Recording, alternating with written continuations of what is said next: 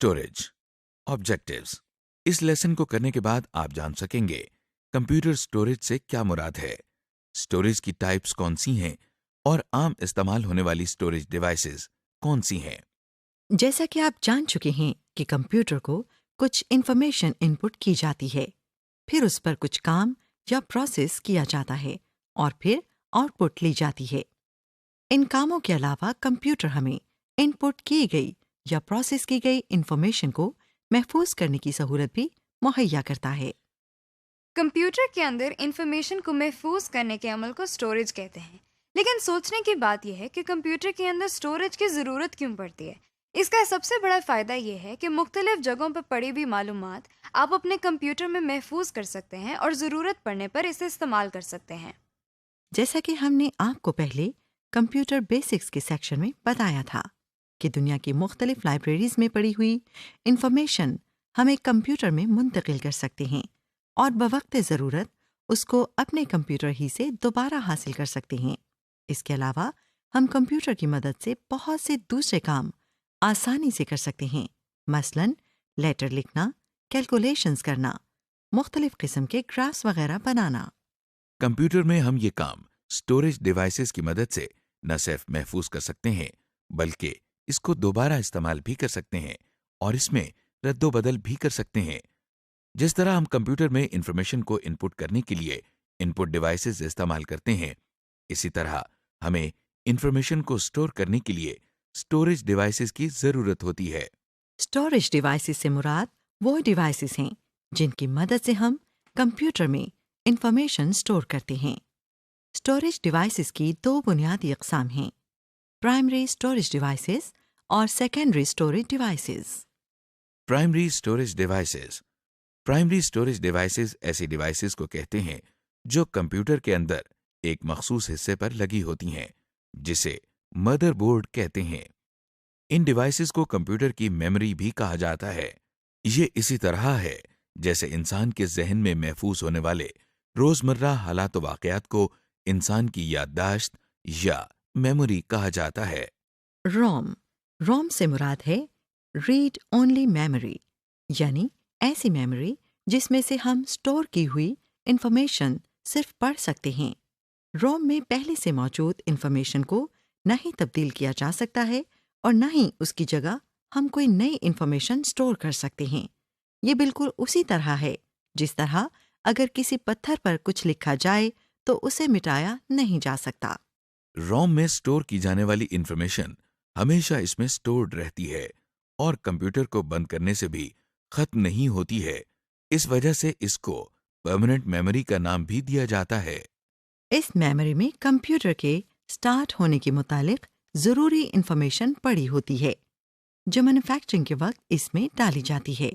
अगर रोम ना हो तो कंप्यूटर स्टार्ट नहीं हो सकता। रैम। प्राइमरी स्टोरेज डिवाइसेस की दूसरी किस्म रैम है, यानी रैंडम एक्सेस मेमोरी। आइए आपको समंदर की सैर करवाएं। ये देखें, हम समंदर के किनारे रेत पर लफ्ज रेनबो लिख रहे हैं। अरे ये क्या हुआ? पानी की एक लहर ने हमारा लिखा हुआ लफ्ज मिटा दिया। इस तरह हमने देखा कि रेत पर लिखा हुआ हर लफ्ज टेम्परेरी होता है और उसे मिटाया जा सकता है और उसकी जगह कोई दूसरा लफ्ज भी लिखा जा सकता है। इसी तरह कंप्यूटर में भी टेम्पररी स्टोरेज या मेमोरी होती है, जिसे रैम यानी रैंडम एक्सेस मेमोरी कहते हैं। यहाँ वो इंफॉर्मेशन स्टोर की जाती है जो कंप्यूटर करंटली प्रोसेस कर रहा होता है, यानी जिस इंफॉर्मेशन पर उस वक्त काम हो रहा हो। अगर आपका कंप्यूटर किसी वजह से बंद हो जाए तो रैम में पड़ी हुई इंफॉर्मेशन बिल्कुल उसी तरह गायब हो जाती है, जिस तरह रेत पर लिखा हुआ लफ्ज लहरों के आने से मिट जाता है। इसीलिए रैम को वॉलेटाइल मेमोरी भी कहा जाता है। जब भी आप कंप्यूटर में कोई काम करते हैं, चाहे वो इनपुट, आउटपुट या प्रोसेसिंग हो, तो वो सबसे पहले इसी मेमोरी में स्टोर होती है। रैम में आप न सिर्फ स्टोर की हुई इंफॉर्मेशन पढ़ सकते हैं बल्कि इसमें नई इंफॉर्मेशन को स्टोर भी कर सकते हैं और पहले से मौजूद इंफॉर्मेशन को मॉडिफाई या डिलीट भी कर सकते हैं। आगे चलने से पहले थोड़ी सी बात करते हैं मेमोरी के साइज पे, यानी मेमोरी या स्टोरेज को किस तरह मापते हैं। जिस तरह हर चीज़ को मापने के लिए एक यूनिट होता है, मसलन आप दूध लेते हैं तो लीटर में मापते हैं, फल खरीदते हैं तो किलो के हिसाब से, और पेंसिल खरीदते हैं तो दर्जन के हिसाब से वगैरह।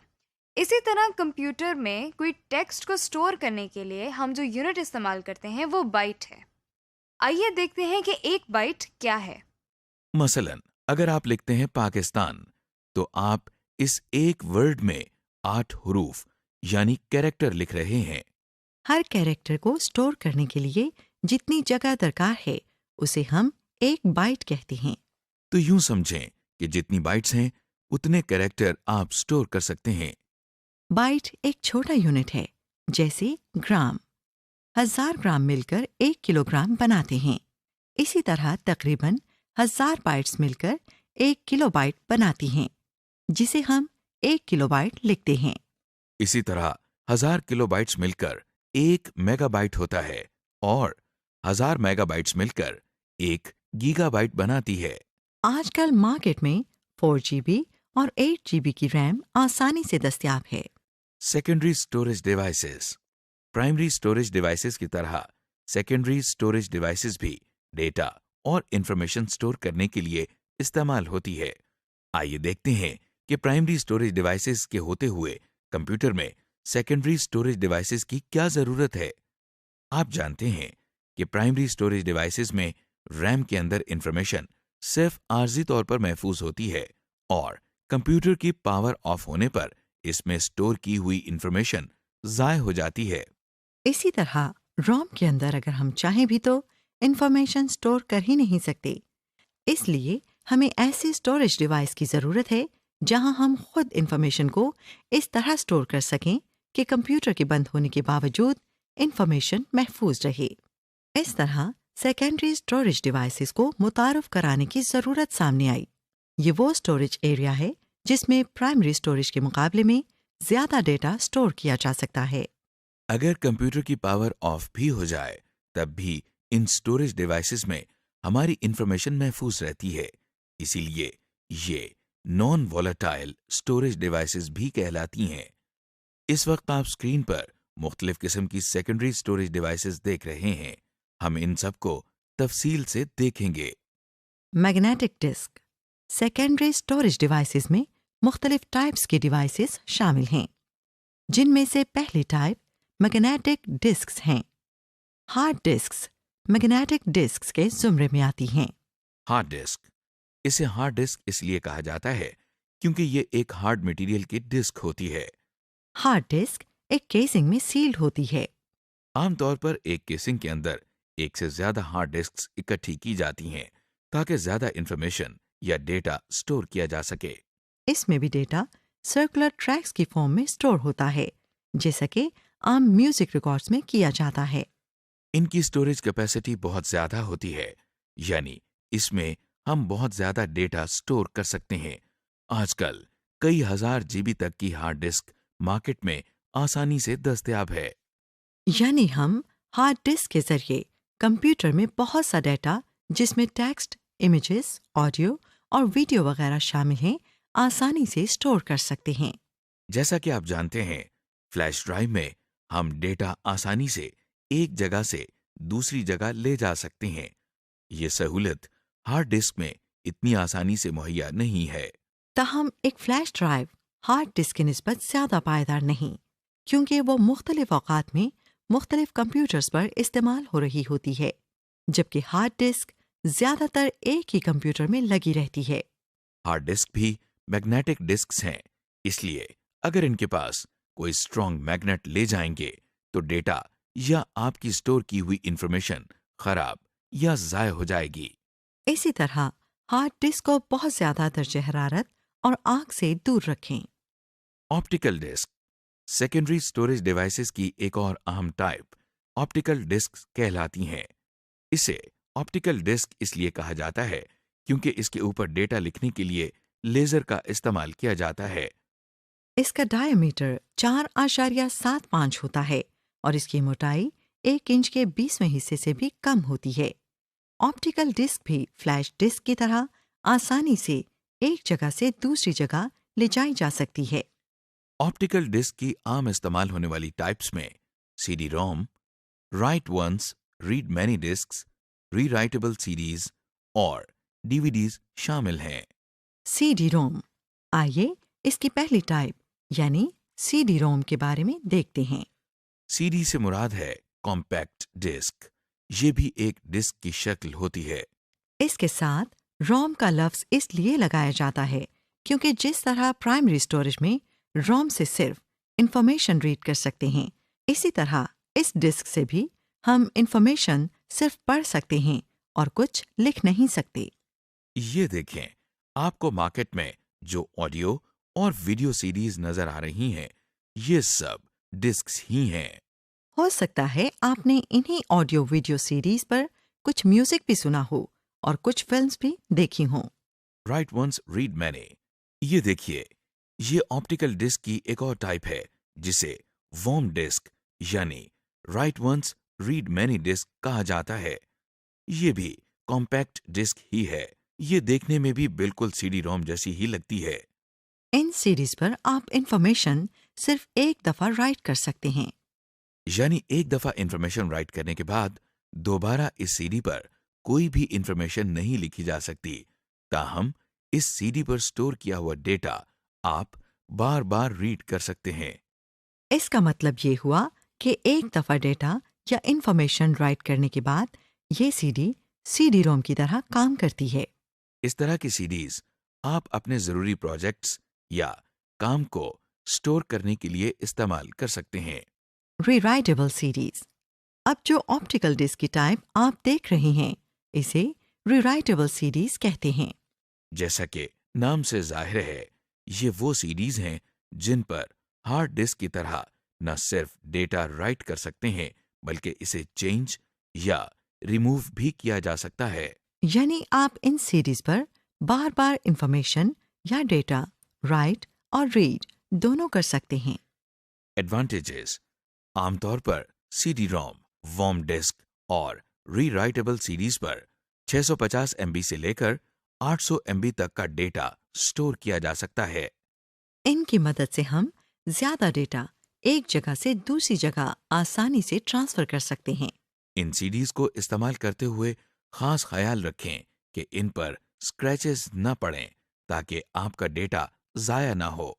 रोजमर्रा जिंदगी में बहुत सा ऐसा डेटा होता है जो एक CD पर पूरा नहीं आता, मसलन मूवीज, सॉन्ग्स वगैरह। खुशकिस्मती से हमारे पास DVD मौजूद हैं। DVD से मुराद डिजिटल वर्सेटाइल डिस्क है। आपको ये जानकर हैरत होगी कि DVDs के इजाद करने का मकसद वीडियो को स्टोर करना था। इसीलिए पहले इसको डिजिटल वीडियो डिस्क कहा जाता था। ताहम इसके बनाने वालों ने इसका नाम डिजिटल वर्सटाइल डिस्क इसलिए रख दिया क्योंकि इसमें न सिर्फ वीडियो बल्कि टेक्स्ट और ग्राफिक भी स्टोर की जा सकती हैं। ये लगती तो आम CDs की तरह है, मगर इनकी स्टोरेज कैपेसिटी आम CDs के मुकाबले में कई गुना ज्यादा होती है। DVDs की दो अकसाम होती हैं। एक को DVD-ROM कहते हैं और दूसरे को DVD RAM कहते हैं। DVD-ROM। DVD-ROM भी CD-ROM की तरह काम करती है, यानी इस पर से इंफॉर्मेशन सिर्फ रीड की जा सकती है।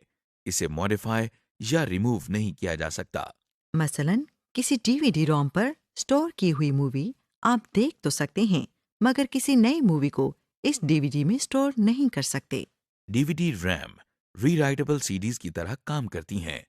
यानी इनमें आप न सिर्फ डेटा रीड कर सकते हैं, बल्कि इसमें आप नया डेटा या इंफॉर्मेशन स्टोर भी कर सकते और पहले से मौजूद डेटा रिमूव भी कर सकते हैं।